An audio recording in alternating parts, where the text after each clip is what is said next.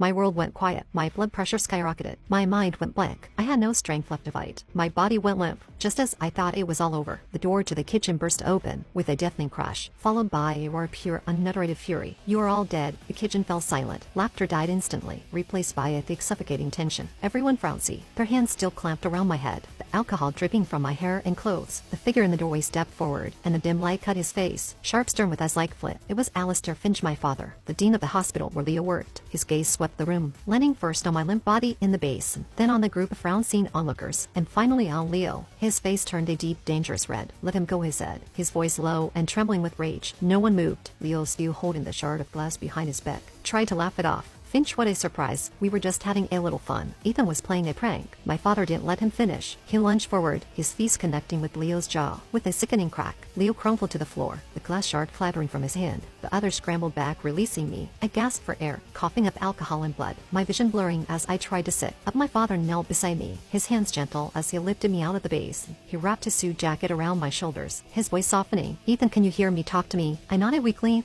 my throat too sore to speak. He turned to the group, his eyes blazing. "Who did this to him?" No one answered. Chloe stepped forward, her face pale, her hands shaking. "Dr. Finch, it was a misunderstanding. Leo didn't mean to." "Leo," my father's gaze snapped to her. "And you used to there and let this happen. You watched them draw my son in alcohol, and you did nothing." Chloe flinched. "I thought he was acting." Leo showed me a video. He said Ethan played a character with arrhythmia. "I didn't know." "You didn't know?" My father scoffed. "You've been dating my son for 2 years. You know about his condition. You know he carries emergency medication. You chose to believe a liar over the man you claim to love." He paused, his voice cold. "You're just as guilty as the rest of them." The door burst open again, this time with 2 paramedics and a team of hospital security guards. They rushed in, surrounding Leo, who was still on the floor, holding his jaw, and the others. "Arrest them," my father said. "All of them." Assault, attempted murder, endangering a life. "Press every charge possible." The guards moved quickly, handcuffing Leo and the others. Leo struggled, shouting, "You can't do this. I'm a resident at your hospital. You need me." My father glared at him. "Need you? I'd rather shut down the entire emergency department than let a monster like you practice medicine. Your career is over, boss.